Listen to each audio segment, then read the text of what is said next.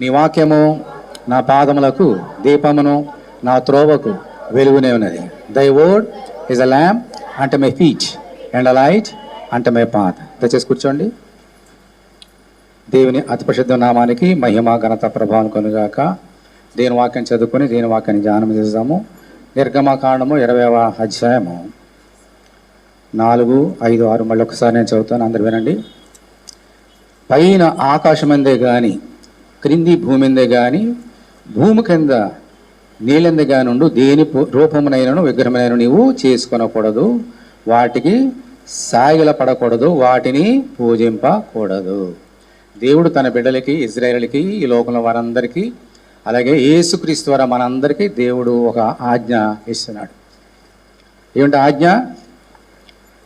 పైన ఆకాశమందే గాని, రెండవది క్రింది భూమి ఎందే గాని, తర్వాత 3 భూమి క్రింద నీళ్ళెందే గాని ఉండు దేని రూపమునైనను విగ్రహమునైనను నీవు చేసుకొనకూడదు, వాటికి సాగిల పడకూడదు, వాటిని పూజింపకూడదు. 3 ప్రదేశాలు చెప్పి 3 కార్యాలు చేద్దని చెప్తున్నాడు. మొదటేమో పైన ఆకాశం, రెండవది భూమి, మూడవది భూమి క్రింద నీళ్లు. ఏం చేయకూడదంట? ఏ విగ్రహం చేసుకొనవద్దు, ఒకటి. రెండవది సాగిల పడవద్దు, మూడవది పూజింపవద్దు. ఏంటి చేస్తే ఏమవుతుంది? నేను చేస్తా, ఏమవుతుంది చెప్తున్నాడు ఆయన. చూడండి 5వ వచనం. ఏలైనగా నీ దేవుడని యెహోవానగు నేను ప్రేమ గల దేవుడని ఇక్కడ చెప్పట్లేదు, ఆయన ప్రేమ గలవాడే. కానీ ఇక్కడ ఆజ్ఞ తప్పిపోయారు వారి విషయంలో. అలా కాదు. ఏమంటాడమ్మా? రోషము గల దేవుడను, నేను రోషము గల దేవుడను, నన్ను ద్వేషించు వారి విషయంలో 3, 4 తరముల వరకు తండ్రుల దోషమును కుమారుల మీద రప్పించుచు నన్ను ప్రేమించి నా ఆజ్ఞలు గైకొని వారి విషయంలో ఏం చేస్తాడమ్మా? 1000 తరముల వరకు కరుణించి వాడని ఉన్నాడు. ఇక్కడ ఉంది దేవుని ప్రేమ. ఎవరైతే ఆ ఆజ్ఞ తప్పుపోతున్నారో ఏం చేశాడంటమ్మా? 3, 4 తరాలే శిక్ష. కానీ ఎవరైతే ఆయన ఆజ్ఞలను పాటించి ఆయన ఆజ్ఞానుసారంగా జీవిస్తున్నారో వారికి దీవులు ఎంతకాలమో 1000 తరములు. 3, 4 తరాలు ఎక్కడ, 1000 తరాలు ఎక్కడ? అక్కడ ఉంది ప్రేమ. కానీ ఆయన యొక్క ఆజ్ఞను తప్పుపోతే ఆయన రోషము గల దేవుడు, చూస్తూ ఆయన ఊరుకోడు. ఆయన మళ్ళీ గద్దించే దేవుడు, శిక్షించే దేవుడు, సరైన మార్గం రావడానికి అంతేనే. అందుచేత ఈరోజు మనందరూ కూడా కొన్ని సంగతులు గ్రహించాలి. దానియేలు మహాభక్తుల జీవితంలో నుంచి మనం కొన్ని సంగతులు నేర్చుకుంటున్నాం. దానియేలును గొప్ప సుగుణము మనం నేర్చుకుంటున్నాం. ఆయనలో గర్వం ఏమాత్రమో లేదు. పోయిన వారం మనం 2 భక్తులను చూసినాం, అదోనియా తర్వాత సొలొమోను. వారిద్దరి గురించి చూసినాం. ఈరోజు ఒక చక్రవర్తి జీవితంలో గురించి మనం నేర్చుకోబోతున్నాం. దేవుడు ఆజ్ఞను అతను పాటించినప్పుడు ఎలా చేశాడు, పాటించినప్పుడు ఏం చేశాడు. ఈరోజు నీకు ఒక పాఠంగా దేవుడు నేర్పించబోతున్నాడు. హృదయం పెట్టి విందాం. ఆ యొక్క రాజు పేరు అమజ్యా. యూదా వంశంలో నుంచే దావీదు గర్భంలోంచి వచ్చిన వాడే. దావీదు తర్వాత సొలొమోను వచ్చాడు, రెహబాము వచ్చాడు, అలాగే పిల్లల తర్వాత అమజ్యా అనేటువంటి చక్రవర్తి వచ్చినాడు. దీనికి ముందు చిన్న హిస్టరీ మనం నేర్చుకోవాలి. ఏమిటంటే దేవుడు అబ్రహాము సంతానాన్ని తనకు సంతానంగా ఎన్నుకున్నాడు, నా బిడ్డలని ఎన్నుకొని వారికి వాగ్దానం అందజేసినాడు. ఇదే మాట దావీదు చెప్పాడు, సొలొమోను కూడా చెప్పాడు. మీరు నా మాట వింటే మిమ్మల్ని దీవిస్తాను, నా మాట వినకపోతే మిమ్మల్ని శిక్షిస్తాను. చాలా క్లియర్గా కొండబద్దలు కొట్టినట్టు చెప్పాడు. దావీదు చక్కగా దేవుని యొక్క వాక్యాన్ని విన్నాడు. సొలొమోను చాలా మట్టుకు చివరి వరకు విన్నాడు. తర్వాత అతనికి కుమారుడు పుట్టాడు రెహబోం. రెహబోం మాత్రము దేవుని దృష్టికి మంచివాడు కాదు, దేవుని ఆజ్ఞను తప్పుపోయాడు. అందుకని దేవుడు శిక్షించాడు. ఆయనకు శిక్షించడంలో ఆయన మొహమాటం లేదు, ప్రేమించడంలో అందరి పక్షపాతం లేదు, శిక్షించడానికి మొహమాటం లేదు. రెహబాము నేను చేసినటువంటి ఆజ్ఞను తప్పుపోయి కాబట్టి దేశాన్ని 2 ముక్కలుగా చేసేస్తానన్నాడు దేవుడు. ఆ సొలొమోను కానీ దావీదు కానీ పరిపాలించినటువంటి ఆ మహా యోధా సామ్రాజ్యము మనుషుడు చేసిన తప్పు వల్ల, రెహబాము చేసిన తప్పు వల్ల 2 ముక్కలుగా చేసేసి ఇజ్రాయేల్ దేశము, యోధా దేశం అనే 2 భాగాలుగా చేసేసాడు దేవుడు. ఉత్తరాన ఇజ్రాయేల్ దేశము, దక్షిణాన యోధా దేశం. ఓకే, ఇప్పుడు యోధా దేశాన్ని పరిపాలిస్తున్నాడు ఎవరమ్మా? అమజ్యా. ఓకే, ఈ అమజ్యా జీవితంలో కొన్ని సంగతులు నేర్చుకున్నాం. 2వ దినవృత్తాంతములు, 2 Chronicles, 2వ దిన వృత్తాంతములు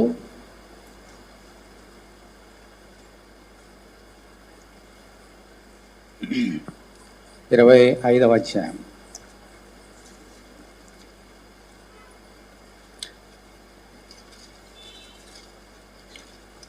ఈ చక్రవర్తిని గురించి కొన్ని ఆశ్చర్యమైన సంగతి నేర్చుకున్నాం. అందరు తీసారమ్మా 378 పేజీ 378 ఓల్డ్ టెస్ట్మెంట్లో. అమజ్యా ఏలను ఆరంభించినప్పుడు ఎంతమ్మ వయసు? 25 ఏండ్ల వాడై 29 సంవత్సరములు యెరూషలేములో ఏలెను. అతని తల్లి యెరూషలేము కాపురస్తురాలు, ఆమె పేరు యెహోయద్దాను. ఈ వయసు ఎంతమ్మా? అమజ్యాకి ఎంత వయసు? 25 సంవత్సరాలు. అంటే మంచి యవ్వనస్తుడు, యవ్వన ప్రాయంలో ఉన్నటువంటి ఒక వ్యక్తి. 25 సంవత్సరంలో మనకి గవర్నమెంట్ జాబ్ రావడమే కష్టం. ఆయన గవర్నమెంట్ జాబ్ కాదు, ఇజ్రాయెల్ దేశాన్ని పరిపాలించే చక్రవర్తిని చేశాడు దేవుడు. దేవుని స్తోత్రం హల్లెలూయా. 25 సంవత్సరాల్లో మా దేశాన్ని అంటే ప్రైమ్ మినిస్టరు, ఈ ప్రైమ్ మినిస్టర్ కూడా ఎందుకు పనికిరాడు? ఇక్కడ ఈ అమజ్యా ముందు అమెరికా ప్రెసిడెంట్ కూడా పనికిరాడు. అంత శ్రేష్టమైనటువంటి పోస్ట్ని దేవుడు అమజ్యాకి ఇచ్చాడు. 25 సంవత్సరంలో యూదా దేశాన్ని అంతా పరిపాలించే శక్తిని ఇచ్చాడు దేవుడు. ఓకే, తర్వాత 2వ వచనం. అతడు యెహోవా దృష్టికి ఎలా ఉన్నాడమ్మా? యథార్థంగా ప్రవర్తించాను. సరే సరే, కొంచెం తప్పినా పర్వాలేదు. యథార్థముగా ప్రవర్తించాను. రాజ్యము తనకు స్థిరమైనప్పుడు అతడు రాజైన తన తండ్రిని చంపిన రాజసేవకులను చంపించాను. సరే, అతడు ఏం చేశాడమ్మా? మన దేవుణ్ణి ఎలాగా ఆరాధించడమ్మా? యథార్థముగా. దేవుడు ఏం చెప్పాడు? నన్ను ఆరాధించేవారు ఎలాగా? యథార్థతతో ఆరాధించాలి, ఆత్మలో ఆరాధించాలి. అలాగా అతడు ఆరాధించాడు. ఆరాధించినప్పుడు దేవుడు ఏం చేశాడమ్మా? అతని రాజ్యాన్ని ఆయన స్థిరపరిచాడు. ఒక రాజ్యం రావడం, ఇప్పుడు ఒక ప్రభుత్వం వచ్చింది, స్థిరం లేకపోతే రేపు 2-3 రోజుల తర్వాత, ఆ 4 ఏళ్ళ తర్వాత, 1 సంవత్సరం తర్వాత పడిపోతే ఏం ప్రయోజనం? దేవుడు స్థిరపరచాలి ఏ ప్రభుత్వానైనా సరే. అయితే అమజ్యా యవన ప్రాయంలో ఉండి ఏర్పాటు చేసినటువంటి, దేవుని చేత ఏర్పరచబడినటువంటి ఆ సామ్రాజ్యాన్ని దేవుడు ఏం చేశాడమ్మా? స్థిరపరిచాడు. స్థిరపరిచిన తర్వాత ఈయన మనసులో ఒక కోరిక పుట్టింది. అక్కడ పగవారు కొంతమంది శత్రువులు ఉన్నారు, వారితో యుద్ధం చేయాలి అనేటువంటి కోరిక పుట్టి ఏం చేశాడు చూడండి.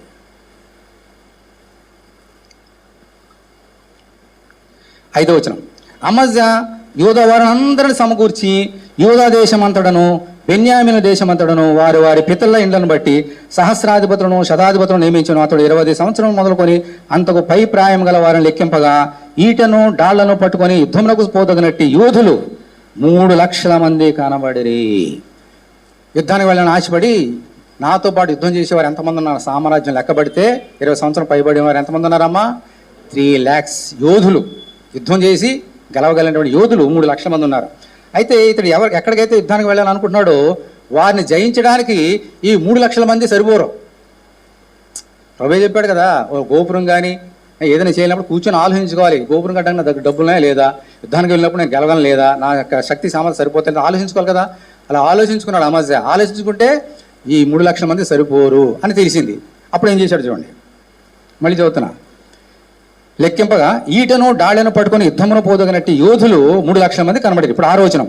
మరియు అతడు ఇజ్రాయేలు వారిలో నుండి 1,00,000 మంది పరాక్రమశాలులను 200 మణుగులకు వెండికి కుదిర్చాను. 2 దేశాలు అయిపోయింది కదా. ఒకటేమో యూదా దేశం, ఇంకోటి ఏంటమ్మా ఇజ్రాయేల్ దేశం. కానీ స్నేహంగానే ఉండేవారు అందరూ కూడా. అందరూ దేవుని బిడ్డలే కదా, గోత్రాలు మాత్రం వేరు అంతే, కానీ అందరూ దేవుని బిడ్డలే. అయితే అమజ్యా ఏం చేశాడంటే, ఈ 3 లక్షల మందితో నేను యుద్ధం గెలవలేను కాబట్టి నా బంధువులు ఉన్నారు కదా, నా అన్నలు ఉన్నారు కదా అని చెప్పేసి ఇజ్రాయేల్లో నుండి 1,00,000 మందిని బాడుగకు తెచ్చుకున్నాడు, అద్దెకి తెచ్చుకున్నాడు వారితో కలిసి యుద్ధం చేయడానికి. వాళ్ళు సంతోషంగా ఒప్పుకున్నారు. ఎంత ఇచ్చాడమ్మా? 200 మణుగుల వెండి. ఎవరైనా యుద్ధాన్ని పిలిస్తే సంతోషంగా వెళ్తారు. ఎందుకో తెలుసా? అప్పుడు యుద్ధ నీతి ఏమిటి? యుద్ధంలో ఎవరైతే ఓడిపోతారో వారికి ఆస్తిపాస్తులు అక్కడ ఉన్నటువంటి సమస్తం కూడా గెలిచిన వారి సొత్తు అయిపోతుంది. సపోజ్ వీళ్ళందరూ కూడా 3+1 వెళ్ళారు, యుద్ధానికి వెళ్ళారు అనుకోండి, ఏ దేశంకి వెళ్ళారో అక్కడ గెలిచినటువంటి సంపద అంతా ఎవరిది అయిపోతుంది? వీళ్ళది అయిపోతుంది. అప్పుడు అమజ్యా వీరికి రావాల్సిన భాగం వీళ్ళు తీసుకుంటాడు, తర్వాత ఇజ్రాయెల్ రావాల్సిన భాగం వాళ్ళకి ఇస్తాడు. ఇన్స్పైట్ ఆఫ్ 200 మణుగుల భాగం వెండితో కాకుండా ప్లస్. అందుకని సంతోషంగా వచ్చారు. ఇప్పుడు రెడీగా ఉన్నారు యుద్ధం చేయడానికి. ఎంతమంది మొత్తం? ఎంతమంది? 4 లక్షల మంది. 4,000 మందా? 4 లక్షల మంది. 3 లక్షలు ప్లస్ 1 లక్ష. రెడీ అయిపోయాడు, సిద్ధపడుతున్నాడు. అప్పుడు మనం ఏం చేసినా దేవునికి తెలుస్తుందో తెలీదా? దేవుడు చూశాడు. మరి రహస్యంగా చేసినా ఏం చేసినా ఆయనకి ఆయన తెలుస్తుంది పైకి. ఆయన చూశాడు. అప్పుడు దైవజనుడు పంపించాడు. ఏమన్నాడు చూడండి. 6వ వచనం.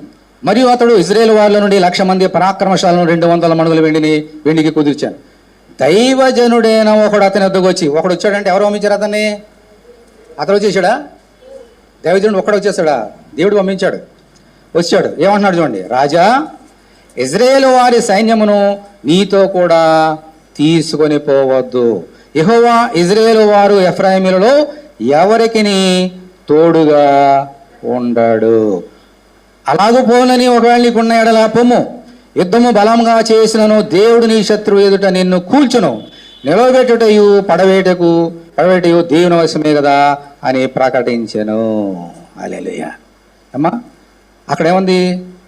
ఇజ్రాయేల్ బాడు కుదిరించుకోగానే దైవజనుడు వెంటనే పంపించేసాడు. దేవుడు ఏమాత్రం ఆలస్యం చేసి వెళ్ళిపోతాడు యుద్ధానికి. దైవజనుడు వచ్చాడు, చెప్తున్నాడు అమజ్యాతో, అమజ్యా యుద్ధానికి వెళ్తున్నావు కదా, వెళ్ళు, నో ప్రాబ్లం, కానీ ఇజ్రాయేల్లో వారిని మాత్రం తీసుకొని పోవద్దు. ఎందుకంటే వారిలో ఒక గోత్రం వారు, ఎఫ్రాయిమీయుల గోత్రము వారు ఉన్నారు. వారు నా దృష్టికి తప్పు చేశారు, పాపం చేశారు. వారితో గనక నువ్వు యుద్ధం చేసావా, నేను నీకు తోడుగా ఉండను, యుద్ధంలో నీవు ఖచ్చితంగా ఓడిపోతావు అని దేవుడు చెప్పమన్నాడని దైవజనుడు అమజ్యాకి చెప్పాడు. అర్థమైందా? అంటే ఏం జరిగింది? ఇజ్రాయేల్లో ఎఫ్రాయిము గోత్రం ఉంది. వారు దేవుని దృష్టికి ఏదో పాపం చేశారు. అది తెలిసి వారిని పక్కన పెట్టాడు దేవుడు.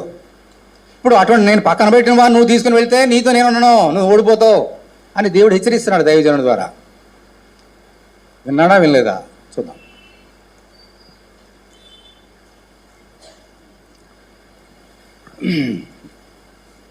8వ వచనం. అలాగూ పోవులని నీకున్న ఎడల పొమ్ము, యుద్ధం బలంగా చేసినను దేవుడు నీ శత్రు ఎదుట నిన్ను కూల్చును, నిలవబెట్టటయు పడవేటయు దేవుని వశమే కదా అని ప్రకటింపగా. ఇప్పుడు అమజ్యా ఏమన్నాడు చూడండి.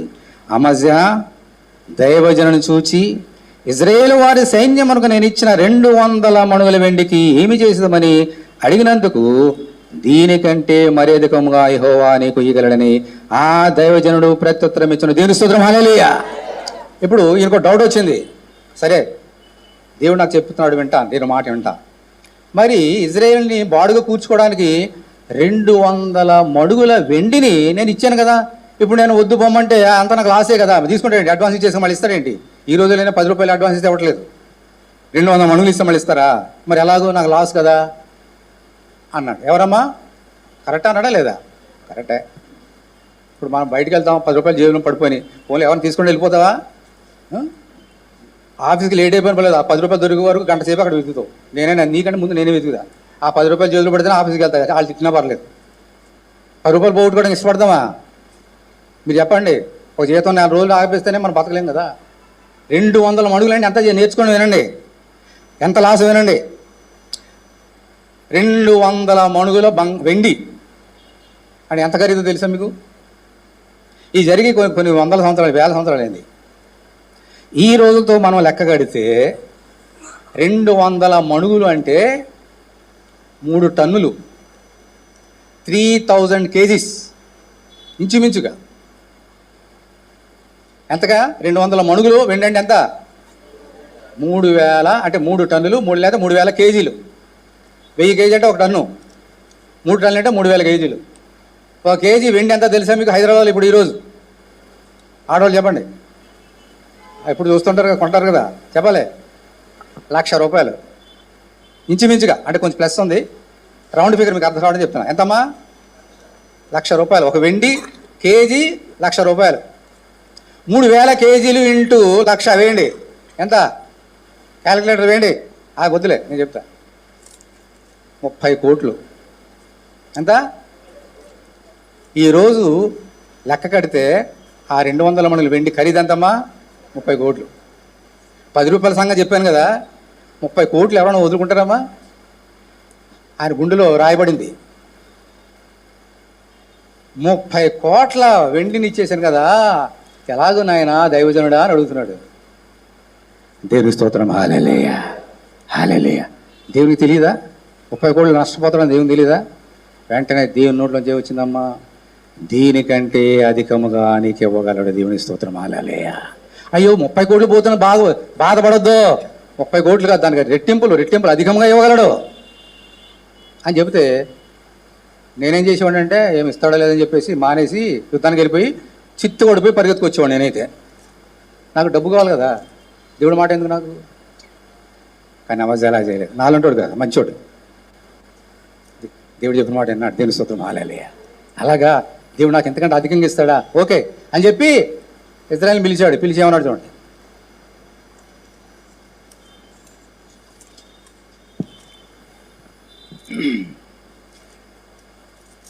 9వ వచనం. అమజ్జా దైవజనులను చూచి, ఇజ్రాయేల్ వారి సైన్యమునకు నేను ఇచ్చిన 200 మణుగుల వెండికి ఏమి చేసేదామని అడిగినందుకు, దీనికంటే మరి అధికంగా యెహోవానికి ఇయ్యగలడని ఆ దైవజనుడు ప్రత్యుత్తరం ఇచ్చారు. అప్పుడు అమజ్జా ఎఫ్రాయిములో నుండి తన వద్దకు వచ్చిన సైన్యమును వేరుపరచి, బ్యూటిఫుల్ వర్డ్ చూడండి, ఏం చేశాడమ్మా? గట్టి చెప్పలే, అందరు గట్టి చెప్పండి. వేరుపరచి మీ ఇండ్లకు తిరిగి వెళ్ళుడని వారికి సెలవిచ్చాను. అందుకు వారి కోపము యూదా వారి మీద బహుగా రగులుకొనెను. వారు ఉగ్రరే తమ ఇండ్లకు తిరిగిపోయిరి. చెప్పాడు, బాబు ఎఫ్రాయిములారా రండి, నా దేవుడు నాకు ఇలా చెప్పాడు, మీతో కలిసి నేను యుద్ధానికి వెళ్ళకూడదని చెప్పాడు. కాబట్టి మీరు నేను ఇచ్చిన వెండి నాకు ఇవ్వక్కర్లేదు, దాన్ని తీసుకొని మళ్ళీ తిరిగి మీ ఇండ్లకు. అప్పుడు దానికి ముందు ఒక కార్యం చేశాడు. ఏం చేశాడమ్మా? వారిని వేరుపరిచాడంట. అర్థమైందా? అంటే అందరూ కలిసిపోయారు, యుద్ధానికి వెళ్ళిన 4 లక్షలు కలిసిపోయారు. 1,00,000 మందిని ఏం చేశాడైనా? ప్రభు అదే చెప్తున్నాడు, నేను ఈ లోక సంబంధిని కానట్టు మీరు ఈ లోక సంబంధులు కాదు. ఈ లోకంలో నుండి నేను ఎన్నుకున్నాను. అంటే ఈ లోకం నుండి నేను ఏం చేశాను? మిమ్మల్ని ఐ హావ్ సెపరేటెడ్ యూ, వేరుపరిచాను. లోకానికి మీకు సంబంధం లేదు. లోకమా సెలవు, ఈ లోకానికి మీకు సంబంధం లేదో, ఈ లోకంలో నుండి నేను ఎన్నుకున్నా అని మనల్ని వేరుపరిచాడు ఆయన. వారందరూ తప్పు చేశారు, ఎఫ్రాయిములంతా తప్పు చేశారు. కాబట్టి ఇప్పుడు దేవుడు ఏం చేస్తున్నాడు? అమ్మాయి ద్వారా సపరేట్, నువ్వు వెళ్ళిపోండి, మాకు మీకు సంబంధం లేదు, వెళ్ళండి, వెళ్ళిపోండి. అప్పుడు వాళ్ళకి వెళ్ళిపోతామన్నారా? వాళ్ళకి కోపం వచ్చిందా? ఉగ్రులాయ్, చాలా కోపం వచ్చేసింది. ఎందుకంటే లాస్ వస్తుంది. ఆ యుద్ధంలో గెలిచిన వాళ్ళు వీళ్ళు కదా, లాస్ కదా. ఇప్పుడు అమాజ్యా చేసిన మంచి కార్యం చూడండి, వాళ్ళంత కోపపడినా కూడా దేవుడు చెప్పే మాటని జవదాటలేదు. వాళ్ళు ఏమంటారో, ఏమనుకుంటారో, నన్ను తిడతారో కొడతారో అని భయపడలేదు. ఈ గుణం నీకు ఉండాలి నా సోదరుడు, నా సోదరి. దేవునికి వ్యతిరేకమైన కార్యం మనతో చేయించడానికి మనుషులు ఎన్నెన్నో ప్రయాసపడతారు. వాళ్ళు ఏమంటారో అని చెప్పేసి గుట్టలో పడిపోతున్నావా, ఊరిలో పడిపోతున్నావా? నా సోదరుడు, నా సోదరి, వాళ్ళు ఏమనుకున్నా I don't care, we should not care, we care only the word of God. Hallelujah. దేవునికి ఏం చెప్పాడు చేయి అంతే. వాళ్ళు ఏమనుకుంటారని యూ డోంట్ కేర్ ఎనీబడి. నరులేమి చేయగలరు, ప్రభువా మన్నించు నన్ను. నరులు ఏమి చేయలేరు నిన్ను. హల్లెలూయా. భయపడలేదు అమాజ్యా, వెళ్ళిపోండి అన్నాడు అంతే. వారు ఉగ్రులే కోపంతో వెళ్ళిపోయారు. చాలా నష్టంగా చేశారు. తర్వాత ఆ యూదా వాళ్ళు కొంతమంది చంపేసి వెళ్ళిపోయారు వాళ్ళు. అయినా కూడా దేవుని మాట విన్నాడు. దేవుని స్తోత్రం హల్లెలూయా. ఈరోజు నువ్వు పరీక్ష చేసుకుని ఆ సోదరుడు, నా సోదరే. చాలామంది మనుషులకి లొంగిపోతాం, మనం అందరూ కూడా మనుషులు చెప్తాను వేస్తాం, దేవుడికి వ్యతిరేకం కాల్ చేయమని వేస్తుంటాం. ఇంకా నేర్చుకోబోతున్నాం చాలా సంగతులు అమాజ్యా జీవితంలో. నువ్వు ఎవరి మాట వింటున్నావు? దేవుని మాట వింటున్నావా, మనుషుల మాట వింటున్నావా? హల్లెలూయా. పిల్లలు దేవుని మాట వింటున్నారా, మనుషుల మాట వింటున్నారా? హల్లెలూయా. యవనస్తులు పురుషులారా, ఎవరి మాట వింటున్నారు మీరు? దేవుని మాట వింటున్నారా, సైతాన్ చెప్పిన మాట వింటున్నారా? సైతాన్ చెప్పిన మాట వింటాడు, ఏం చేస్తాడు తర్వాత చెప్తా. ఓకే, వెళ్ళిపోయిన తర్వాత యుద్ధానికి వెళ్ళాడు. ఎవరు? అమాజ్యా. ఎంతమందితో వెళ్ళాడు? 3 లక్షల మంది వెళ్ళాడు యుద్ధానికి. హల్లెలూయా.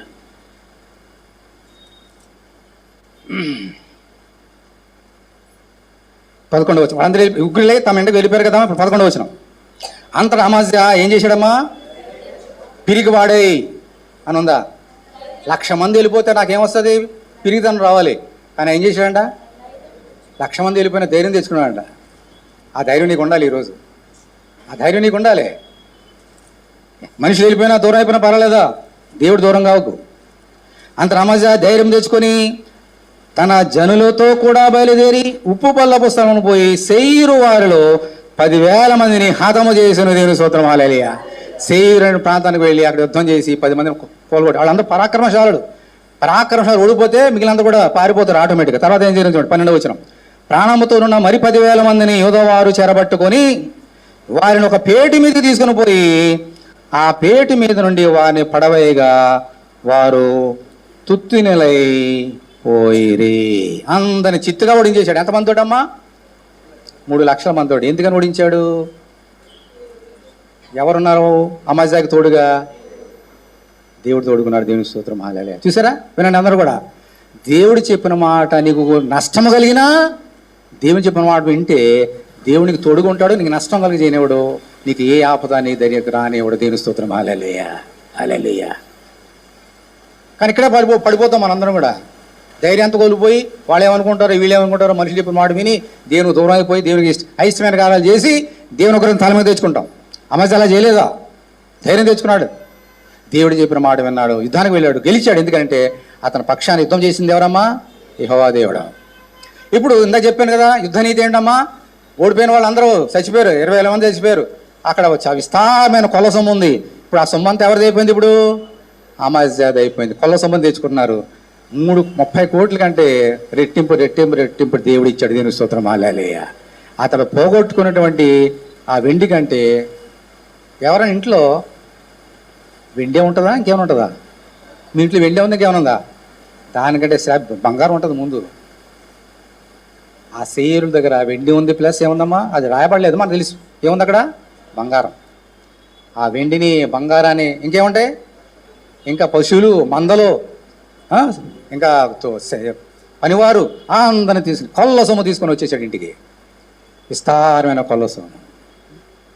పోగొట్టుకున్న దానికంటే దేవుడు విస్తారంగా ఇచ్చాడు. నా సోదరుడు, నా సోదరి, ఏదైనా పోగొట్టుకుంటావేమో అని భయపడుతున్నావా? వాళ్ళు ఏమైనా అనుకుంటారేమో భయపడుతున్నావా? దేవుని మాట వినకుండా వారి మాటలో గుంటలో పడుతున్నావా? పరీక్ష చేసుకుని నా సోదరుడు, నా సోదరి. మనుషుల మాట విన్నావా? నీకు లాసే, నీ జీవితం అంతా నష్టమే. దేవుని మాట విన్నావా? దేవుడు నీ నెత్తి మీద తలకిరటం, నీ దీవెన అనేటువంటి కిరీటం పెడతాడు. దేవుడు నేను దీవిస్తాడు దేవుని మాట వింటే. మనుషుల మాట విన్నావా? నీ జీవితం అంతా నష్టమే. ఓకే, ఇప్పుడు ఇంతవరకు ఒక చక్కని మాట చెప్పాను మీకు అమాజ్యా గురించి. దేవుని స్తోత్రం, హల్లెలూయా. అయితే నాణ్యానికి బొమ్మాయి ఉంటుందా ఇంకేమైనా ఉంటుందా? గొలుసు ఉంటుందా? ఉంటుంది. పగల ఉంటుందా చీకటి ఉంటుందా? ఇప్పుడు ఒక సైడ్ చూసాము, ఇంకో సైడ్ చూద్దాం. ఇప్పుడు వెళ్ళాడు, యుద్ధానికి వెళ్ళాడు, విస్తారమైన కొల్ల సొమ్ము తీసుకొచ్చాడు. దాంతోపాటు ఇంకోటి చేశాడు ఆయన. ఏంటో చూద్దాం. 14వ వచనం. అమజ్యా ఎదోమీయులను ఓడించి తిరిగి వచ్చిన తరువాత అతడు కొల్ల సొమ్ముతో పాటు శేయీరు వారి దేవతలను తీసుకుని వచ్చి తనకు దేవతలుగా నిలిపి వాడికి నమస్కరించి ధూపం వేశాను.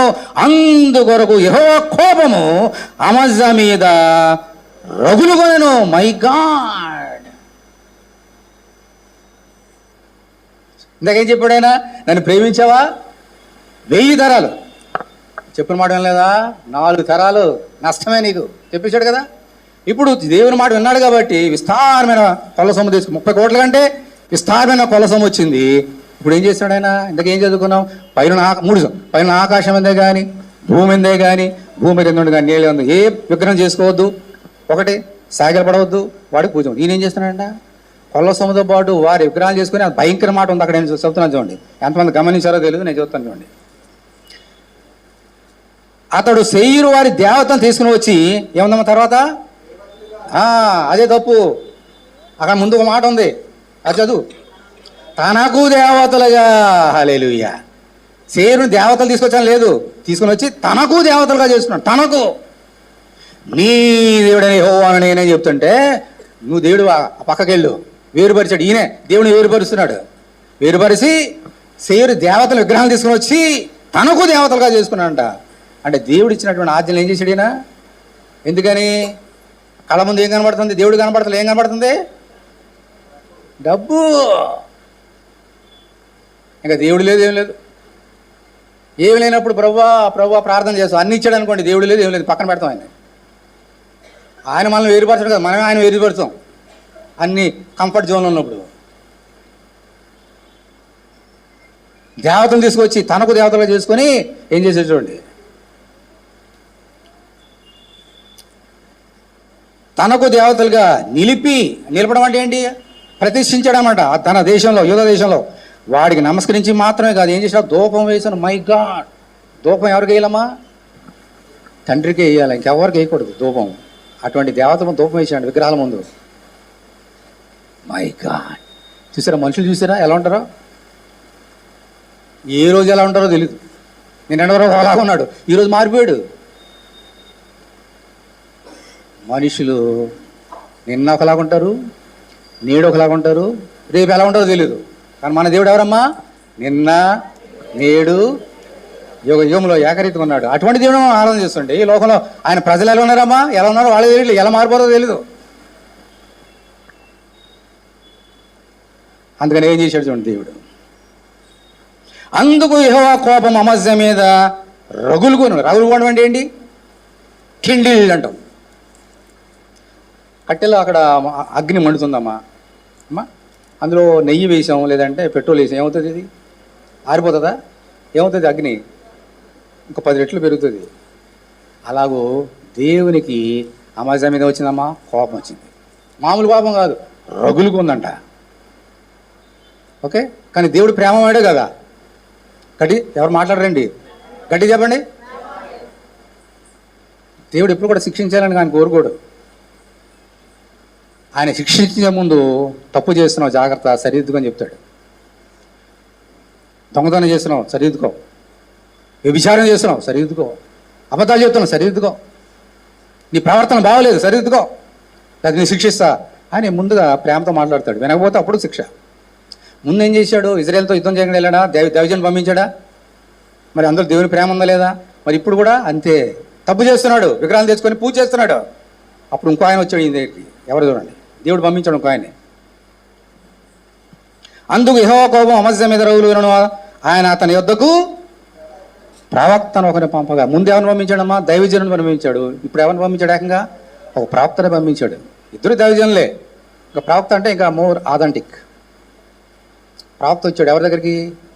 మా దగ్గరికి. ఏమన్నాడు చూడండి.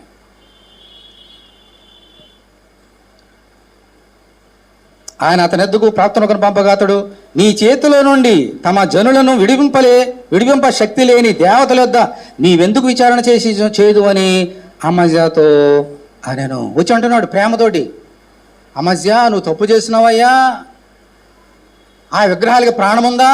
కళ్ళుంటాయి చూడగలుగుతావా? చెవులున్నాయి వినగలుగుతావా? నీ ప్రార్థనల్ని కాళ్ళు నీ దగ్గర వస్తాయా? చేతులు నేను దీవిస్తాయా? అటువంటి ప్రాణం లేని విగ్రహాలు తెచ్చుకొచ్చి నీకు దేవుడిగా చేసుకుని ఎందుకయ్యా పూజిస్తున్నావు? దేవుడు చెప్పిన 10 ఆజ్ఞల్లో 3 ఆజ్ఞలు మర్చిపోయావా అని మాట్లాడుతున్నాడంట. దేవుడు చెప్పిన మాటలన్నీ ఒక్కడొక్కడే చెప్పడానికి ప్రవక్త కూర్చొని చెబుతుండంటే అమజ్యా ఏం చేశాడు చూడండి. మళ్ళీ చూస్తున్నా, నీ చేతుల నుండి తమ జనులను విడిపింప శక్తి లేని దేవతలతో నేనెందుకు విచారణ చేయదు అని అమజ్యాతో అన్నాను. అందుకు అతడు అమజ్యాతో మాట్లాడుచుండగా రాజు అతను చూచి, నీవు రాజు యొక్క ఆలోచనకర్తలో ఒకడవైదువా? షట్ యువర్ మౌత్, ఊరుకో, నేను నిన్ను చంపనేలా అని చెప్పాను. ఎవడరా నాకు చెప్పడానికి అన్నట్టుగా ఒక ప్రాప్తం చూసి, నువ్వెవడు నాకు మాట్లాడడానికి? Who are you to tell me? I'm the king here. నా ఆలోచనకర్తలు నేను పెట్టుకున్నాను. నేను ఏ తప్పు ఏ రైటో చెప్పడానికి నువ్వెవడు నాకు చెప్పడానికి? నువ్వెవరే నాతో నన్ను తిట్టడానికి ఎంత అధికారం ఉంది నీకు? నువ్వెవడో నువ్వు అని ప్రవక్త అంటున్నాడండి. ఈయన ప్రవక్త దీనికి కోపం వచ్చింది. నువ్వు తప్పు చేసినావని చెబుతుంటే ఈయన కోపం వచ్చింది దీనికి. అంత మాత్రమే కాదు, ఏమన్నాడు తెలుసమ్మా? ఇంకొక మాట మాట్లాడు, నేను చంపేస్తాన్నాడు ప్రవక్తను చూసి. చూసారా గుడ్డి లోకం? ఈ లోకం ఎలా ఉంటుందో తెలుసమ్మా? బాబు నువ్వు తప్పు చేస్తున్నావు నాయనా సరిదిద్దుగా చెప్తే కోపాలు దేవుని మీద ప్రవక్తల మీదకి అలా వచ్చేసినాడు ఈ కోపం. కానీ దేవుడు ప్రేమమయుడు. హల్లెలూయా. ఎందుకు చెప్పాడు మా ప్రవక్తతోటి? అతను నిజానికి చంపాలని ఉద్దేశం ఉంటే దేవతను తీసుకొచ్చాడు, చంపేసి ఉంచాడు కదా యుద్ధంలో చంపేసి ఉండాడు కదా దేవుడు. కానీ దేవుడు ప్రేమమయుడు, చంపలే. తప్పు చేసినాడు చెబుదామని చెప్పేసి ఒక మంచి మాట చెప్పాడు. ఎందుకయ్యా ప్రాణం లేని వాటి దగ్గర సాగిలి పడతావు అని హెచ్చరి ఇంకా మాట్లాడుతున్నాడు. ఇంకా దేవుడు చెప్పిన మాట ఇంకా పూర్తి చేయలేదు, నోరు మూసుకున్నాడు. నువ్వెవరవి నాకు చెప్పడానికి? ఇంకో మాట చెప్పావా ఏం చేస్తా? నేను చంపేస్తా. చూసారా లోకం ఎలా ఉందో?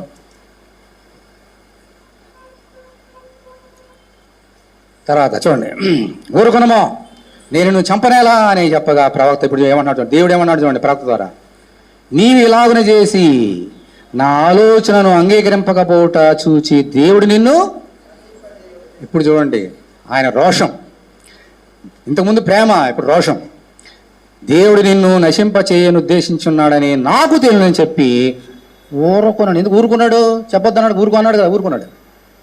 దేవుడు చెప్పమని పూర్తిగా చెప్పలే, ఆయనకు అర్థమైపోయింది దేవుడు ఇతన్ని శిక్షించడానికి రెడీ అయిపోయినాడు, అందుకని నా మాట వింటలేదని అర్థమని అప్పుడు ఊరుకున్నాడంట. పైగా మనసులో అనుకోలేదు, డైరెక్ట్గా చెప్పేస్తాడు అమాజేవుడి, దేవుడు నిన్ను శిక్షించడానికి నిశ్చయం చేసుకున్నాడయ్యా, అందుకని నా మాట వింటలేదు అని చెప్పి ఊరుకున్నాడంట. చూసారా, అమజ్య దేవుని విడిచిపెట్టి విగ్రహాల ముందు సాగిలపడ్డాడు. అంతకుముందు ఏమో దేవుడు దేవుడు దేవుడు అన్ని దేవుడు ప్రార్థన ఆలకించి అన్ని సమకూర్చిన తర్వాత విగ్రహం విగ్రహం విగ్రహం. ఇది మనుషులు చేసే కార్యాలు. దీని కోపం రాదా? నా చూడనా సరే, దీని కోపం రాదా? కోపం రాదమ్మా. 2 పడవల మీద కాళ్ళేస్తే నష్టపోయేది ఎవరు? మనమే, మునిగిపోతాం. ఆదివారం దేవుడు, సోమవారం నుంచి శనివారం వరకు ఇంకో దేవుడు, విగ్రహాలు. అలా ఉన్నాడు అమాస్య. నువ్వు అలా ఉన్నావా? పరీక్ష చేసుకుంటావా నా సోదరా సోదరి? ఆదివారం దేవుడు, మిగిలిన రోజులో ఇంకో దేవుడా? ఇదా దేవుడు నేను కోరుకున్నది? అమాస్య ఇంకో భయంకరమైన తప్పు చేశాడు. ఏంటి చూడండి, 2వ దినవృత్తాంతము 25:20. జనులు ఎదోమీల దేవతల వద్ద విచారణ చేయుచూ వచ్చిరి కనుక వారి శత్రువుల చేతికి వారు అప్పగింపబడినట్లు దేవుడిని ప్రేరేపణ వలన అమజ్య ఆ వర్తమానమును అంగీకరించకపోయాను. ఇప్పుడు చూడండి, అక్కడ ఏముందమ్మా 20వ వచనంలో, జనులు ఏం చేస్తారా? ఎదోమీల దేవతల వద్ద విచారణ చేయొచ్చు వచ్చిరి అంటే దేవుడు ఏది వద్దని చెప్పాడో ఆ విగ్రహాల ముందు జనులు ఏం చేస్తున్నారమ్మా? వాటి ముందు సాగిలపడి నమస్కారం చేస్తున్నాడు. విగ్రహాల ముందు సాగిలపడి నమస్కారం పెడుతున్నారంట. ఎవరు జనులంటే? జనులంటే ఎవరు? ఈ అమజ్య రాజుగారు కదా. అమ్మాయి నేను చెప్పింది అర్థమవుతున్నాయి మీకు? మరి నాకు చెప్పండి, జనులంటే ఎవరు? అమజ్య ఏ దేశాన్ని పరిపాలిస్తున్నాడో అక్కడ ఉన్నటువంటి జనులు వారు కూడా దేవతల ముందు సాగిలపడుతున్నారంట. ఎందుకని? యథా రాజా తథా ప్రజ అంటే అమజ్య చేసిన 2వ భయంకర తప్పు, తాను దేవతలుగా చేసుకోవడం మాత్రమే కాదు, వాటిని ఈయన పూజించడం మాత్రమే కాదు, వేరే వాళ్ళు కూడా తను చేసిన తప్పే చేయడానికి ప్రేరేపించాడు. ఈయన తప్పు చేశాడు, తన జనుల ద్వారా కూడా తప్పు చేయించాడు. శ్రద్ధగా వినండి. ఇంత 3 ఆజ్ఞలు చూసాం కదమ్మా. 4వ ఆజ్ఞ ఏంటి? విశ్రాంతి దినమును పరిశుద్ధ దినముగా ఆచరించడానికి జ్ఞాపకం ఉంచుకో అని చెప్పాడు దేవుడు. దేవుని ఆరాధన చేయాలంటే ఎక్కడికి వెళ్ళాలి? విగ్రహాల ముందు సాయిలు పడంటే ఎక్కడికి వెళ్ళాలి? దేవుని ముందు వెళ్ళక్కలేదు, ఇంట్లో కూర్చోవాలి. ఇంట్లో ఉంటాయి కదా, బొమ్మలన్నీ ఉంటాయి కదా. అంటే అమజ్య ఏం చేశాడమ్మా?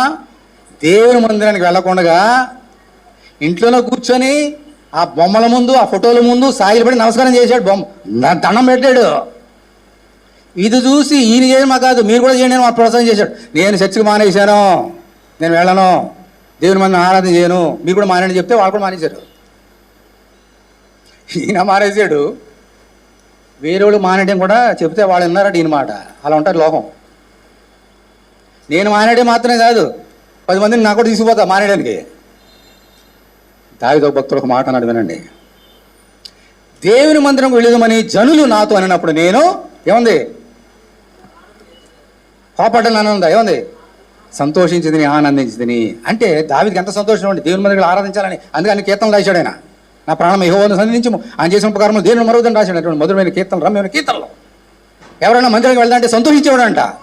ఇప్పుడు చూడండి, జనులు దేవుని మందిరం వెళ్దామని చెప్పినప్పుడు జనులందరూ కలిగి మందిరంకి వెళ్ళినప్పుడు దావీదుకి ఏమొచ్చిందమ్మా?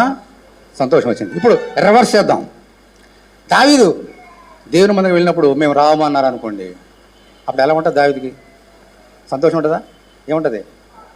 ఎంత వేదన పడుతుందమ్మా. చాలా జాగ్రత్తగా గమనించండి. దావీదు దేవుడా మనుషుడా? మనుషుడు. దేవుని మందిరం మానేద్దాం అని చెప్పినప్పుడు దావీదుకే ఇంత బాధపడితే, గుండెలో వేదన కలిగితే, విశ్రాంతి దినం పరిశుద్ధ దినముగా ఆచరించమని చెప్పినప్పుడు దేవునికి మనుషులు ఆరాధన చేయడం మానేసి వేరే చోట్లకి వెళ్తే ఆయన కోపం రాక ఏమవుతుంది చెప్పండి? ఆదివారం నీది కాదు, దేవుందే. దేవుని ఆరాధన తప్ప ఇంకేది ఉండకూడదు. అన్ని జనుల అభ్యాసాలు ఉండకూడదు. ఆ రోజు మనుషులు ఏం చేస్తున్నారు? దేవుని మందికి వెళ్ళడం మానేస్తున్నారు. అన్నీ చేయకుండానే చేస్తున్నారు. ఆ రోజు అమస్య చేసింది అదే. అందుకని జనులందరూ అదే చేస్తున్నారు. అందుకని కోపం వచ్చింది దేవుడికి వారి మీద. హల్లెలూయా, హల్లెలూయా. దేవుడు ఏమన్నా చూడండి, నిర్గమకాండము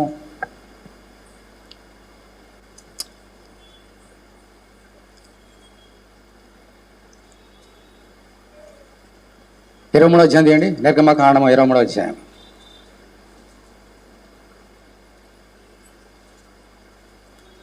నిర్గమకాండము 23వ అధ్యాయము 20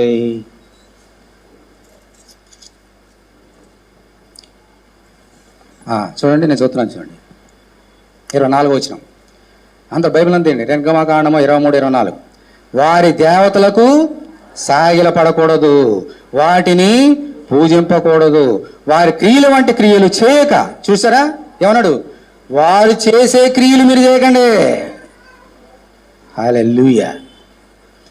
వారిని తప్పక నిర్మూలన చేసి వారి విగ్రహములను బొత్తుగా పగలగొట్టవలెను.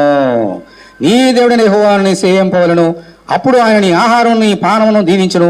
నేను నీ మధ్య నుండి రోగము తొలగించేదను. ఏ రోగం నీ దగ్గర రాదు నేను చెప్పిన వాడు వింటే, లేకపోతే నీ పని అయిపోయింది అంటున్నాడు దేవుడు. ఏం చేయమన్నాడమ్మా? వారు చేసే క్రియలు మీరు చేయకండి. వారు విశ్రాంతి దినాన్ని గౌరవించిన వాళ్ళు తెలియదు. విశ్రాంతి దినక గౌరవం వాళ్ళకి తెలియదు. అలాగే నువ్వు మారిపోతే నీకు వాళ్ళకి తేడా ఉంది అని అడుగుతున్నాను నేను ఈరోజు. వాళ్ళకి తేడా ఉంది, వాళ్ళ క్రియలు చేయొద్దంటున్నాడు దేవుడు. దేవుని కోపం రగులుకుంటుంది సుమా. ఇప్పుడు వినండి, అమస్య తాను దేవుని మందిరం అంటే మానేయటం కాదు, వేరే వాళ్ళు కూడా మానేయటానికి ప్రేరేపించారు. వాళ్ళు కూడా ఈ మాట మానేశారు. వాళ్ళు కూడా ఎందుకు ఇలా జరిగింది చెప్పండి?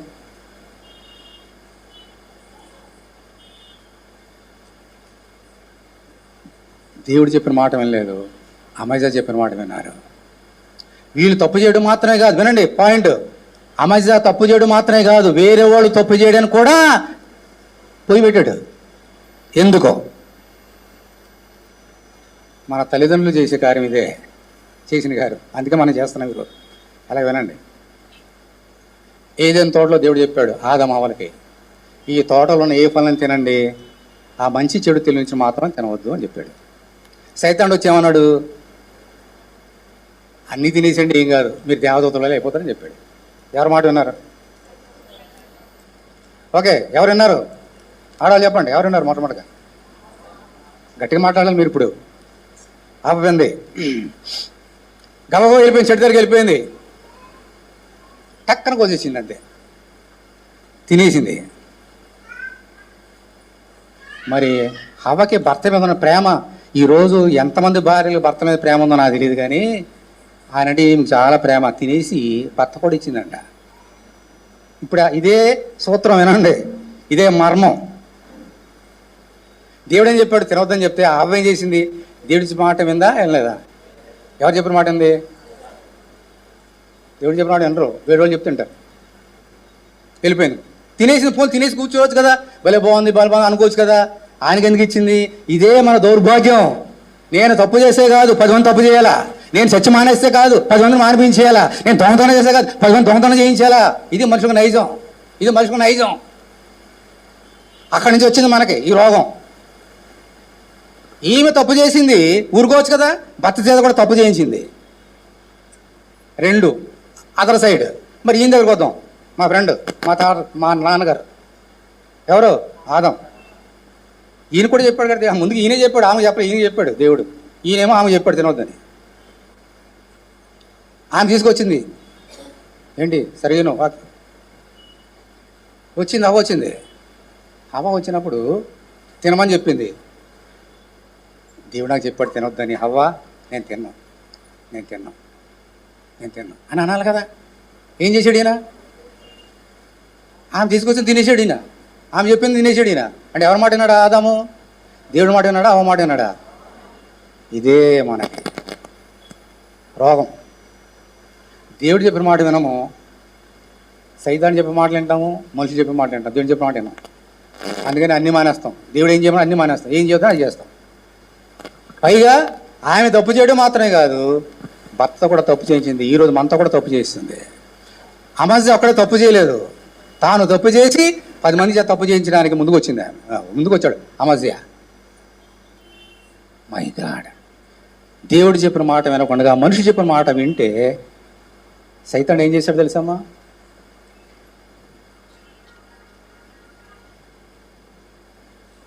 సాతాను పరిహాసమాడు వేళ, నేను తప్పు చేసి సైతాన్ మాట వింటుంటే సైతాన్ని నన్ను చూసి పరిహాసం ఆడతాడంట. అంటే పరిహాసం అండి, భలే అయింది, నా మాట విన్నారు, దేవుడు చెప్పిన మాట వింటలేదు, నాకు దగ్గర అవుతున్నారు, దేవుని దూరం అవుతున్నారు అని పరిహాసం ఆడ మనం చూసి పరిహాసం ఆడతాడంట, మనం చూసి నవ్వుకుంటాడంట వాడు. మరి దేవుడు ఏం చేస్తాడమ్మా? ఏడుస్తాడు నిన్ను చూసి, దేవుడు నిన్ను చూసి ఏడుస్తాడు, సైతాన్ నిన్ను చూసి నవ్వుతాడు. వాడు నువ్వేం చేయాలా? ప్రభువా మన్నించు నన్ను, నిన్నాశ్రయించాను. ప్రభువా మన్నించు, ప్రార్థన చేయాలా, క్షమించను అడగాలే. అడేం జరిగింది ఏదో తోటలో చూడండి, మళ్ళీ చూడండి.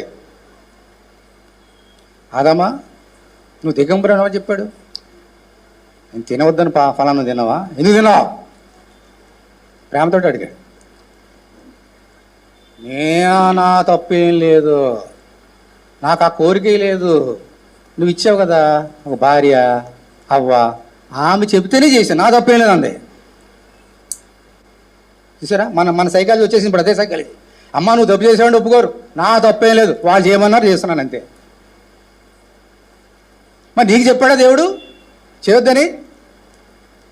మరి నువ్వేం చేస్తున్నావు? వాళ్ళు చెప్పారు చేయొద్దని, నీకు కూడా చెప్పాడు కదా, నువ్వేం చేస్తున్నావు? మళ్ళీ వాళ్ళు చెప్పారే నా తప్పేం లేదు అయ్య గారు, లేదా నా తప్పేం లేదు ప్రవక్త గారు, నా తప్పలేదు దైవజనుడు గారు, నా తప్పలే ఏసయ్య, నా తప్పలేదు దత్తండ్రి అంటే ఊరుకుంటాడు దేవుడు. నీకు చెప్పాను కదా, విశ్రాంతిని పరిశుద్ధంగా ఆచరణ చెప్పాను కదా, విగ్రహాలు దూరం అని చెప్పాను కదా, ఎందుకు అవమానం పరుస్తున్నావు? జవాబు లేదు, నాదే తప్పేం లేదు అవ్వదే. మరి అవ్వ దగ్గరికి వెళ్తే మరి ఆమెకి 10 ఆకులు ఎక్కుతున్నారు కదా, ఆమె నాదే ఉంది సైతానుడు. అంటే మనుషులకు నైజం తెలుసా, తప్పు ఒప్పుకోరు, ఇతర మీద నెట్టేయడమే, నా తప్పేం లేదు, వాళ్ళు ఏమైనా చేస్తున్నానంటే. మన తప్పులు ఇతరులను నెట్టేయడమే, ఆయన నేను తప్పు చేస్తున్నాను అనేటువంటి పశ్చాత్తాపం ఉండదు మనుషులకి. అమజ్య కూడా తప్పు చేస్తున్న పశ్చాత్తాపం లేదా? సౌరుడనా sorry, this is the psychology of every human being in this world. We are perishing because of this reason. దేవుని దూరం పోయి ఎందుకు నాశనం కొని తెచ్చుకుంటున్నాం, ఎందుకు నష్టాన్ని కోల్పోతున్నాం, ఎందుకు మనశ్శాంతిని కోల్పోతున్నాం ఇంట్లో? దీని గురించే. మనుషులు మాట వింటున్నావు, దేవుడు చెప్పిన మాట వింటలేదు నువ్వు, మనుషులు చెప్పిన మాట వింటున్నా నువ్వు, దేవుడు చెప్పిన పక్కన పడేసావు, విశ్రాంతిని పరిశుద్ధంగా ఆచరణ పక్కన పడేసావు, శుక్రవారం రా పక్కన పడేసావు, శనివారం పక్కన పడేసావు. దేని కోపం రాదా? హల్లెలూయా హల్లెలూయా.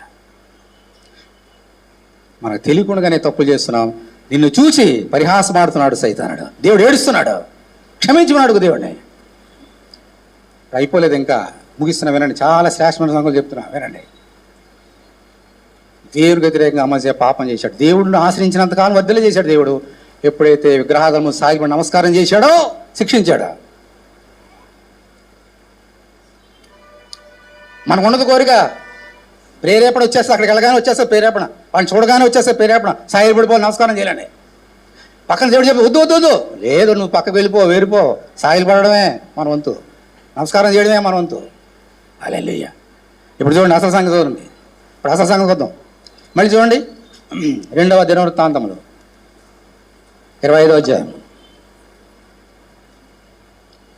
17వ వచనం. ఇప్పుడు వీటన్నిటికి రీజన్ ఏంటి, మూల స్తంభం ఏంటి నేర్చుకోవాలి. ఇప్పుడు అప్పుడు యూదారాజు అయిన అమజ్య ఆలోచన చేసుకొని, రమ్ము మనం ఒకరి ముఖము ఒకరు చూచుకుందామని యెహోకు పుట్టిన యెహోయాహాజు కుమారుడును ఇజ్రాయేలు రాజునైన యెహోయాషునొద్దకు వర్తమానము పంపాను. చూసారా, యెహోయాషు ఇజ్రాయేల్ దేశానికి రాజు, ఈయన అమజ్య ఏ దేశానికి రాజు? నేను చెప్పాను కదా, వెరీ గుడ్, యూదా దేశం రాజు. యెహోయాషు దేనికి రాజమ్మా? ఇజ్రాయేల్ దేశానికి రాజు. వీళ్ళందరూ అన్నదమ్ములే కదా. ఇప్పుడు చూడండి, ఈయన కౌరు పంపాడంట అమజ్య, ఎవరికి? ఇజ్రాయేల్ రాజుకి. మన ఇద్దరం ఒకరి మొఖం చూసుకుందామా అంటున్నాడు. ఒకరి మొఖం చూసుకోండి ఏంటి తెలుసా? ఒకరి మొఖం చూసుకోవడం అంటే యుద్ధం చేసుకుందామని అర్థం. అది ఆ భాష, అది యుద్ధ భాష. అది యుద్ధ నీతి ఎలా ఉందో యుద్ధ భాష కూడా వేరే ఉంటుంది. మరి ఇద్దరు యుద్ధం చేసుకున్నారా అంటే ఒకరి మొఖం చూసుకుందాం. ఇప్పుడు మనందరం ఒకరి మొహం చూసుకున్నాం, యుద్ధం చేసుకున్నాం మనం. సైతంతో యుద్ధం, మనతో కాదు. కానీ అప్పుడు యుద్ధంలో ఏంటి, ఒకరి మొహం చూసుకోవడం, యుద్ధాలు చేసుకున్నారమ్మని ఆయన ప్రేరేపిస్తున్నాడు. అప్పుడు యెహోయాషు ఏమన్నాడు చూడండి.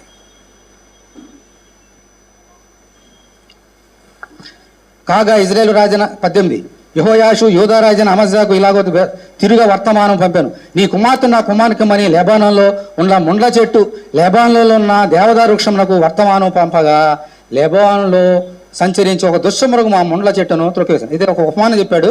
సరే ఇప్పుడు దాని భావం చెప్తాడు, సమయం సరిపోదు. ఇప్పుడు 19వ వచనం చూడండి. 19వ వచనం ఇప్పుడు చూడండి. మూల స్తంభం ఏంటి చూడండి. అమజ్యా తప్పు చేయడానికి కారణం ఏంటి చూడండి. నేను ఎదోమీయులను ఓడించింది కదా అని నీవు అనుకొనిచున్నావు. నీ హృదయము నీవు గర్వించి ప్రగల్భములాడినట్లు చేయుచున్నది. మై గాడ్, ఆయనకు అర్థమైపోయింది. చాలా జాగ్రత్త గమనించండి. ఇందాక సేరు దగ్గరికి వెళ్ళి ఓడించాడు, 20,000 మందిని ఓడించి విస్తారం కొల్ల సొమ్ము తెచ్చుకున్నాడు కదమ్మా. మనకి ఏదన్నా కంఫర్ట్ జోన్లోకి వెళ్ళినప్పుడు వెంటనే మనకేమొస్తుందంట, దేవుడు మర్చిపోయి మన హృదయంలో అప్పుడు దేవుడు ఉంటాడు. దేవుడు ఇప్పుడు వెళ్ళిపోగానే మనకు తెలియకుండానే హృదయంలోకి వస్తుంది గర్వం. గర్వం వచ్చిందంటే దేవుని వాక్యాన్ని చూడుంటుందా? అదోనీలో ఏముంది? గర్వం. సొలొమోనులో ఏముంది? దేవుని వాక్యం. ఇప్పుడు దేవుని వాక్యం ఉన్నంతకాలము, దైవజనుడు చెప్పిన వాడు ఉన్నంతకాలము జయం పొందుకున్నాడు, విస్తారం కొలసం తెచ్చాడు. ఎప్పుడైతే విగ్రహాల ముందు సాగిలపడ్డాడో దేవుడు వెళ్ళిపోయాడు బయటికి. హృదయంలోకి వచ్చిందమ్మా గర్వం. అంటే ఏంటి? చాలా జాగ్రత్తగా గమనించండి. రహస్యం. సెయ్యూరు కంటే ఇజ్రాయెల్ దేశం చాలా పెద్ద దేశం. అది సేరు నేను చిన్న దేశం చేయించుకుంటే ఇంత కొల్లసం వచ్చింది కదా, మరి ఇజ్రాయెల్ ఓడిస్తే డబ్బులు ఎక్కడ కొద్ది చేసుకుంటాను? ఒక ఆయన 4% నీకు వడ్డీ అంటాడు, ఇంకొక 15% వడ్డీ అంటాడు. ఎక్కడికి వెళ్తాం మనం? 15% వెళ్తాము, అక్కడ పెట్టుకుంటాం, మొత్తం ఉన్నది కూడా ఊడ్చేస్తాడు వెళ్ళి. అక్కడికి వెళ్తే ఆ రిజర్వ్ బ్యాంక్ మీద చేసి ఆయన మా డ్యూటీలు అవే. మనుషులకి దురాలోచన ఎక్కువ. 4% ఇచ్చినప్పుడు జెన్యూన్. ఎవడో 5%, 6% ఎక్కువ ఇచ్చాడంటే అందులో మోసం ఉంటుంది. 15%, 12% మోసం ఉంటుంది అందులో. అలాగే ఎంతమంది కోట్లు సంపాదించుకొని ఎంత మోసం చేసి వెళ్ళిపోయారో. దురాశ. అలా దురాశ వచ్చింది దీనికి. ఇప్పుడు ఇజ్రాయెల్ దేశం అంతా నేను నా వచ్చిన అయిపోతే వెండి బంగారంతో నింపేసుకుందాం అనుకున్నాడు ఆయన. అయితే ఒక మనుషుడికి తెలిసింది నీలో గర్వం ఉందన్న సంగతి. ఒక మనుషుడికి నీలో గర్వం ఉందని తెలిస్తే అందరికంటే ముందు ఎవరికి తెలుస్తుందమ్మా? దేవునికి తెలుస్తుంది. నీ హృదయంలో గర్వం ఉందా? నీకు తెలీదా? నాలో గర్వం ఉందా? నాకు తెలీదు, మీకు తెలుస్తుంది. మీకంటే ముందుకు ఎవరికి తెలుస్తుంది? దేవునికి తెలిసింది. అందుకనే ఈయన చెప్పేశాడు, నీలో గర్వం వచ్చేసిందే నీకు. ఒక 20,000 మంది చంపగానే ఇంత గర్వం వచ్చేసి నా మీదకి వస్తున్న యుద్ధానికి, నా దగ్గరికి వచ్చా చిత్తుగా ఓడిస్తాను, నోరు సుంపో అన్నాడు. కానీ వెళ్ళే. చూడండి ఏం జరిగింది. 19వ వచనం. నేను ఎదోమీయులను ఓడించింది కదా అని నీవు అనుకుంటున్నావు. నీ హృదయము నీవు గర్వించి ప్రగల్భములు అన్నట్లు చేయుచున్నది. ఇంటి వద్ద నిలిచిండము, నీవు నా జోలికి వచ్చి కీడు తెచ్చుకున్నట్టు ఎందుకు? నీవును నీతో కూడా యూదవారును అపజయమందుడని ఎందుకు? జనులు ఎదోమీయుల దేవతల యొద్ద విచారణ చేసి వచ్చారు కనుక. సరే, బాగానుంది. ఇదంతా కారణం ఏంటంటే అతడు చేసిన తప్పును బట్టి అతని హృదయంలో గర్వం వచ్చేసింది. ఇప్పుడు దేవుడు చెప్తున్నాడు చూడండి. మనందరూ కూడా మన ఇళ్ళలు ఉన్నాయి కదా, అద్దె ఇల్లేనా సొంత ఇల్లేనా, మనకు ఒక లెటర్ లేదంటే కురియర్ రావాలనుకుంటే మనకేం ఉండాలి? అడ్రస్ ఉండాలి. అడ్రస్కి వస్తే ఎప్పటికైనా వస్తారు, ఎవరైనా వస్తారు. గర్వానికి అడ్రస్ ఎక్కడ? అక్కడ ఉంది కదా. నీ హృదయము నీవు గర్వించి మాటలు అన్నట్లుగా చేయించున్నది అన్నాడు. అంటే గర్వానికి పుట్టినీళ్ళు ఎక్కడమ్మా? హృదయము మోసకరమైనది, ఘోరమైన వ్యాధి గలది అన్నాడు. అందుకనే ఇర్మియా భక్తుడు. గర్వానికి ఎక్కడ స్థానం? నీ హృదయంలో దేవుడు ఉన్నాడా? గర్వం ఉందా? నీ హృదయంలో దేని వాక్యం ఉందా? గర్వం ఉందా? పరీక్ష చేసుకుందాం మన ఈరోజు. సరే, ఆయన మంచి చెప్పాడు, ఓడిపోతాడు వెళ్ళిపోండి. విన్నాడా? వెళ్ళలే. ఏం జరిగింది చూడండి. 23వ వచనం. 21వ వచనం. ఇజ్రాయేలు రాజైన యెహోయాషు బయలుదేరగా యూదా దేశంలోకి చేరిన బెత్షెమెషులో అతడును యూదా రాజైన అమజ్యాయును ఒకరు ముఖము ఒకరు చూచుకొనిరి. యూదా వారు ఇజ్రాయేలు వారి ఎదుట నిలవలేక ఏం చేశారమ్మా? ఓడిపోగా ప్రతివాడును తన గుడారునకు వెళ్ళిపోయారు కాదు, పారిపోయాను. ఆ ఇజ్రాయేల్ దేశం ముందుకు చెప్పిన మాట వినలే. దైవుడు ప్రవక్త చెప్పిన మాట వినలేదు. యెహోయాషు రాజు చెప్పిన మాట వినలే. యుద్ధానికి వెళ్ళిపోయాడు. యుద్ధంలో ఓడిపోయాడు. ఓడిపోయి జనులందరూ ఏం చేశారమ్మా? అందరూ పారిపోయారంట. అప్పుడు తర్వాత ఏం జరిగింది? అప్పుడు ఇజ్రాయేలు రాజైన యెహోయాషు యెహోయాహాజునకు పుట్టిన యోవాషు కుమారుడును యూదా రాజునైన అమజ్యాను బెత్షెమెషులో పట్టుకొని యెరూషలేముకు తీసుకుని వచ్చి యెరూషలేము ప్రాకారం ఎఫ్రాయిము గుమ్మం మొదలుకొని మూల గుమ్మం వరకు 400 మూలల పొడుగున పడవేయగొట్టెను. అతడు దేవుని మందిరములో ఉభయదేదమునొద్దనున్న వెండి అంతయు బంగారం అంతయు ఉపకరణలనియు రాజు నగరనందున్న సొమ్మును కుదబెట్టబడిన వారిని తీసుకొని షోమ్రోనుకు తిరిగి వెళ్ళాను. My God! ఎప్పుడైతే దేవుడి మాట విన్నప్పుడు దేవుడు దీవించాడు, 30 కోట్ల అనేక రెట్లు ఇచ్చాడు. కానీ ఎప్పుడైతే తప్పు చేశాడో దేవుడు ఇచ్చిన 4 శిక్షలు ఉన్నాయి. మొదటి శిక్ష ఏమన్నాడు తెలుసమ్మా? యుద్ధంలో ఓడిపోయాడు. అనుకున్నది జరగలే, ఓడిపోయాడు. రెండవది, యెరూషలేము ప్రాకారాన్ని 400 మూరలు రాజు ఇజ్రాయేల్ రాజు ఏం చేశాడు? పడగొట్టేశాడు. అంటే నీటిని పడగొట్టేసి ఎలా ఉంటుందో యెరూషలేము ప్రాకారం మాట పడగొట్టేశాడు అంతే. 400 మూరలు ప్రాకారాన్ని పడగొట్టాడు. అంత అవమానకరమైన సంగతి ఏది ఉండదు. ఎవరైనా మన ఇల్లు పడగొట్టేస్తే ఎలా ఉంటుంది మనకి? అలాగూ యెరూషలేము ప్రాకారాన్ని పడగొట్టేశాడు. దాని కారణం ఏంటి? ఈయన గర్వం. 2.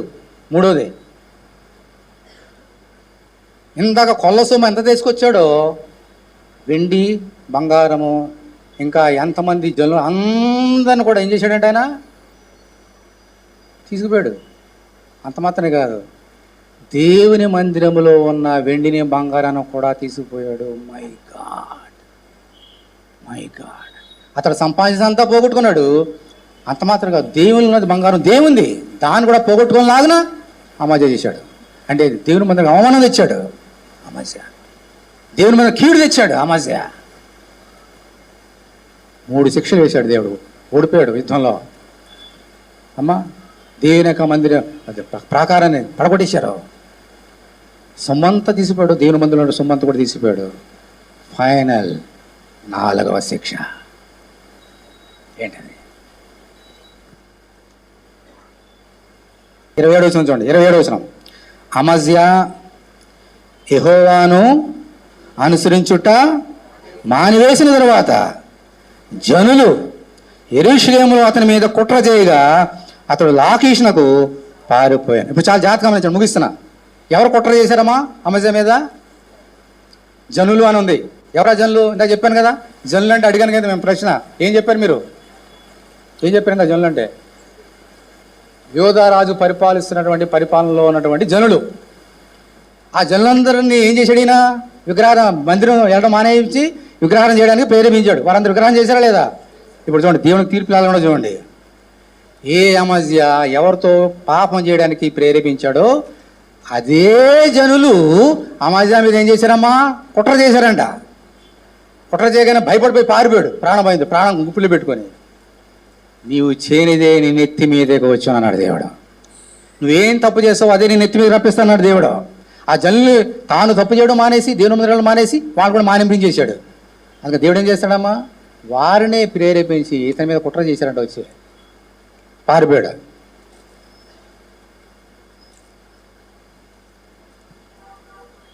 ఇరవై 26వ వచనం, అమజ్యా చేసిన ఇతర కార్యములు యూదా ఇజ్రాయేలు రాజుల గ్రంథంలో రాయబడినది. అమజ్యా యెహోవాను అనుసరించిన మానివేసిన తర్వాత జనులు యెరూషలేములో అతని మీద కుట్ర చేయగా అతడు లాకీషునకు పారిపోయాను. ఇప్పుడు చూడండి అసలు సంగతి 28. అయితే వారు అతని వెనుక లాకీషునకు మనుషులను పంపి అతని అక్కడ చంపి గుర్రముల మీద అతనికి శవం ఎక్కించి తీసుకుని వచ్చి యోధా పట్టణం మందు అతని తండ్రి వద్ద పాతి పెట్టిరి.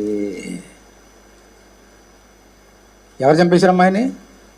ఏ జనుల చేత పాపం చేయించాడో అదే జనులు పారిపోయిన ఊరుకోలేదు. మనుషులు పంపించి ఎక్కడున్నాడో కనుగొని అతన్ని చంపి అతని శవాన్ని మాత్రమే తీసుకొచ్చారు గుర్రాల మీద. ప్రాణం ఉందా పోయిందా? రాజ్యం ఉందా పోయిందా? వెండి ఉందా పోయిందా? బంగారం ఉందా పోయిందా? అన్నీ పోయినాయి. విగ్రహాలనే పోయినాయా? ఆఖరి ప్రాణం కూడా పోయింది. ఓ మనుష్యుడా, లోకమంతా సంపాదించుకొని ప్రాణం పోగొట్టుకుంటే నీకేం ప్రయోజనం? ఒక మాట చెప్పి ముగిస్తా వినండి. అతను చంపి ఎలా తీసుకొచ్చారమ్మా ఆ శవాన్ని? ఎందుకు గుర్రాల మీద తీసుకొచ్చారు? సౌలు చచ్చిపోయినప్పుడు, సౌలు మహాచక్రవర్తి, ఫస్ట్ కింగ్ ఆఫ్ ఇజ్రాయెల్, అతను ఉరి తీసేశారు శత్రువులు. అతడు తప్పు చేశాడు. ఇలాగే యుద్ధ వీరులు వెళ్ళి భుజం మీద మోసుకొచ్చారు అతన్ని, రాత్రి అంతా మోసుకొచ్చారు భుజం మీద పెట్టుకొని. అలాగే వీరు చంపేసి భుజాల మీద మోసుకురాలే, గాడి మీద మోసుకురాలే, ఒంటెల మీద మోసుకొని రాలే, గుర్రాల మీద ఎందుకు మోసుకొచ్చారమ్మా? దేవుని యొక్క ప్రేమ, దేవుని స్తోత్రం, హల్లెలూయా. అతడు తప్పు చేసినా, ప్రవక్త మాట వినకపోయినా దేవుడు తాను ఇచ్చిన మాటకి విలువ ఇచ్చాడు. దేవుడు ఏంటో తెలుసా? ఈ అమజ్యా తప్పు చేశాడు, కానీ ఎవరు కుమారుడు అతను? దావీదు వంశంలో వచ్చినటువంటి కుమారుడు. దావీదుకి దేవుడు వాగ్దానం చేశాడు, దావీదా నీ సింహాసనం తరతరాలు ఉంటుందయ్యా, నీ గర్భంలో నుంచే నా కుమారుడు యేసు రాబోతున్నాడు అని దేవుడు దావీదుని దీవించాడు. దావీదు గర్భంలో నుంచి ఎవరు వచ్చారో? ఈ అమజ్యా వచ్చాడు. అమజ్యా తప్పు చేశాడు, చచ్చిపోయాడు, శిక్ష విధించేశాడు దేవుడు. కానీ చచ్చిపోయిన శవాన్ని కూడా దేవుడు గౌరవిస్తున్నాడు. మై గాడ్, శవాన్ని కూడా దేవుడు గౌరవించాడు, తప్పు చేసినా కూడా. అతను రాజు, దావీదు కుమారుడు, గాడి మీద ఎక్కించలేదు, ఒంటి మీద ఎక్కించాడు. రాజుని ఎక్కడ ఎక్కిస్తారమ్మా? గుర్రాల మీద. దేవుడు చచ్చిపోయినా కూడా అతను గుర్రం మీద తీసుకుని రప్పించినట్టుగా చేశాడు. దేవుని స్తోత్రం, హల్లెలూయా, హల్లెలూయా. దేవుడు ఎంత ప్రేమ ఏమిటో తెలుసమ్మా? నిన్ను ప్రేమించి మాట్లాడతాడు నీతోటి, నేను ద్వేషించి కాదు, నేను నాశనం చేయాలని కాదు, నిన్ను సరైన మాట రప్పించడానికి దేవుడు నీతో మాట్లాడతాడు. మాట విన్నావా దేవుడు దీవిస్తాడు, మాట వినలేదా దేవుడిని శిక్షిస్తాడు. నా సోదరుడు, నా సోదరి, అతడు తప్పు చేసిన దావీదుకి ఇచ్చిన వాగ్దానాన్ని దేవుడు తప్పుకోలేదు. తీసుకుని వచ్చి పితరులు దావీదు వీళ్ళందరూ ఎక్కడ పాతి పెట్టబడ్డారో అక్కడ పాతి పెట్టారంట, గౌరవించారు అతని శవాన్ని కూడా. ఇది దేవుని యొక్క ప్రేమ. అందరు లేచినవ్వండి, హల్లెలూయా. బల్లో చేయబోతున్నావు నా సోదరుడా, హల్లెలూయా.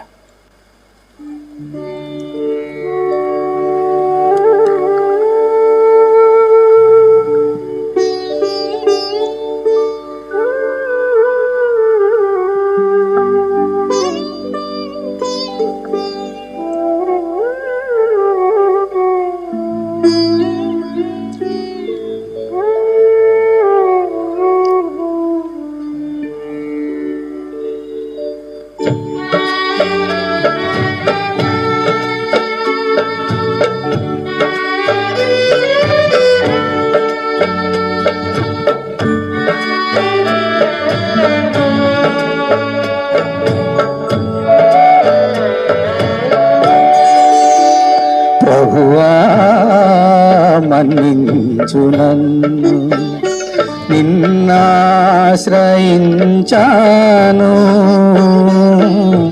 నరులేమి చేయగలరు, ప్రభువా మన్నించు నన్ను.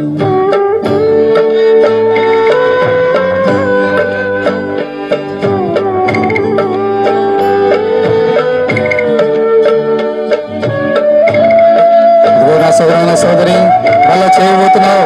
దేవుని తెలుగుగా నీ గర్వం నీలో పనిచేస్తున్నా, దేవుని వ్యతిరేకంగా పచ్చి చేసుకో, వాళ్ళు రక్తంతో కడుక్కో, ఏసు దగ్గర సైబన్ మాట వినొద్దు, మనిషి మాట వినొద్దు, విగ్రహాలు ఇవ్వద్దు.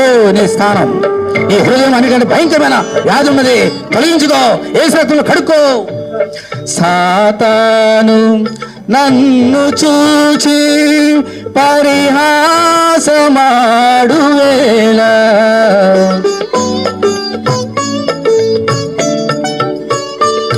సాతాను నన్ను చూచి పరిహాసమాడు వేళ, ప్రభువా నీ ప్రేమ పిలుపు, ప్రభువా నీ ప్రేమ పిలుపు, కలిగించే నాకు గెలుపు, ప్రభువా మన్నించు నన్ను.